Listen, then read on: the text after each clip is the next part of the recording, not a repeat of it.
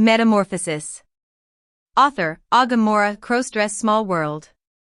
Part 1, The Door Closes. Quan Law's apartment was nothing special. A plain desk, a neatly arranged computer setup, a bed scattered with blankets and pillows, and a refrigerator empty except for a few cans of beer left over from the previous weekend. His life flowed on like a steady stream, uneventful, colorless. IT, short for information technology, is a dream job for many.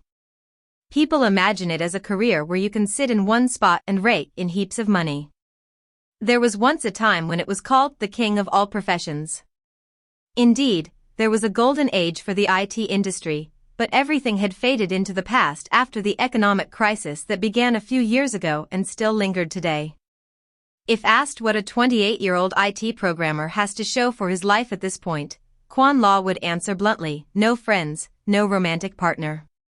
The life of a coder in this expensive city was just enough for Quan Law to get by from day to day, barely making ends meet, and, of course, utterly dull.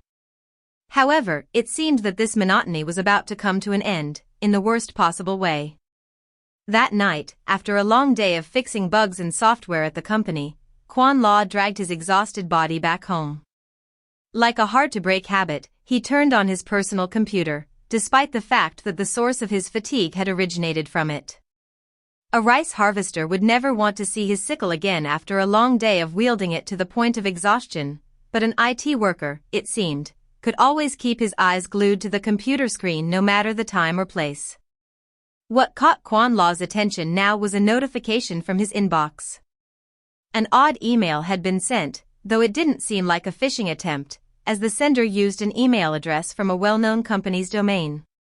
Personal Security Software Project, $8,000. Requirements, work directly at the client's villa for 1 week. Quan Law frowned. He didn't know of any experienced programmer in his country who could earn $8,000 a month, but he was certain that none existed. After years of hard work, his current salary was only about 10% of that amount. Not to mention, this $8,000 was promised as immediate cash, to be earned in just 1 week. As a result, Quan Law quickly concluded in one word, suspicious. The salary was too high, an unimaginable figure for such a short-term project.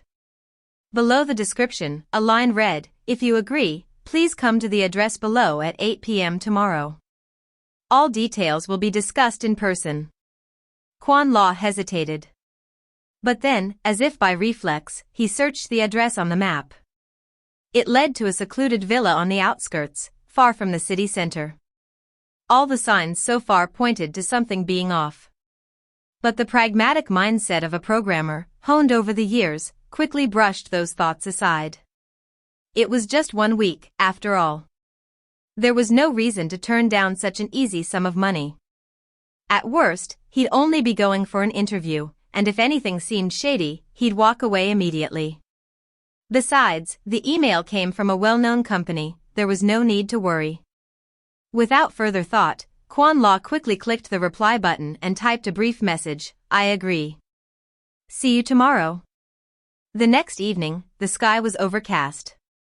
The taxi stopped in front of a large iron gate, beyond which lay a luxurious villa, its windows casting a warm golden glow. A sense of unfamiliarity crept over him, but before he could dwell on it, a maid in a black uniform stepped out and opened the gate. "Are you Quan Law?" He nodded. The maid said nothing more, silently gesturing for him to follow. The villa was brightly lit, but the vast space was overwhelmed by a silence so heavy that it felt even more oppressive than an abandoned house. The thick red carpet underfoot was so plush that his feet seemed to barely touch the ground. Abstract, cold paintings hung on the walls. Quan Law couldn't make sense of them, but he had the distinct feeling that they were watching him, tracking each step he took. A series of heavy wooden doors stood closed along the hallway. He was led into a spacious room, where a woman sat in a large armchair. For a moment, he froze. This woman possessed a sharp, commanding beauty. Her long legs were crossed, and her silk dress clung tightly to her curves. Her slender fingers, tipped with red painted nails, gently swirled a glass of wine. But for a man like Quan Law, a single bachelor whose eyes could only judge beauty in lines of code, he was not drawn to her physical appearance. What truly shook him was that this woman looked remarkably like him. "You're right on time," she said, her voice deep and slow. Quan Law nodded and sat down across from her, as directed by the maid. "Can we start?" he asked, a hint of impatience in his voice. Although he knew that accepting the job meant being stuck here for a week, he was eager to get to work as soon as possible, to finish it and leave earlier. He was itching to get away from this villa, and from the woman's predator-like gaze that mirrored his own appearance. She smiled. "Of course. I already know who you are, Quan Law, but you still don't know who I am. I'm Talia Lee, the director of a small but quite successful cosmetics company in the southern region. Soon, we'll be collaborating with a major fashion brand. That's why I want you to develop software that allows users to apply makeup and outfits on virtual model. To make it easier to picture, it'll be similar to those old dress-up games on Flash platforms, but much more realistic." Quan Law thought for a moment before asking, "How many people are involved in this project?" "There are many people involved, but you will have to work with them here at the villa for a week, without leaving this place for a single step. Do you agree?" Quan Law shook his head. "I can't. Although the money you're offering is tempting, I'm not ready to give up my current job with its meager salary. At least it offers me long-term stability. Plus, my company doesn't allow me to take a whole week off." Talia Lee shrugged. "All right then. I won't force you. You can leave." Quan Law was surprised. He hadn't expected Talia Lee to be so accommodating. He bowed his head in a polite farewell and followed the maid out of the room. Though he had already passed through the large gate of the villa, for some reason, Quan Law still felt an invisible pressure surrounding him. Without hesitation, he pulled out his smartphone, ready to open the taxi app and leave immediately. But then, suddenly, everything went dark. When he regained consciousness, the first thing Quan Law noticed was the sharp chill against his bare skin. His head throbbed painfully, and his throat felt parched. His body was heavy, as though held down by some invisible force. The room around him was unlike anything he'd known. It wasn't his small apartment, nor was it the cozy living room from before. This was a stark, white room, no windows, no clock. A large mirror stood before him, reflecting the image of a frail man curled up on the floor, wearing nothing but his underwear. The urge to run overwhelmed him, but as soon as his feet touched the floor, they buckled beneath him. His body had lost strength in a strange, unnatural way. The door suddenly swung open. Talia Lee stepped in, and this time, there was no smile on her face. "Good morning on your first day of work, but I'm afraid there's no salary for you anymore." Quan Law instinctively recoiled. "What have you done to me?" "Just a little tranquilizer." "But don't worry, haven't you already woken up?" "Let me go," he growled, but his voice sounded strangely weak. She sat down at the edge of the table, propping her chin in her hand as she observed him, as if studying an animal in a cage.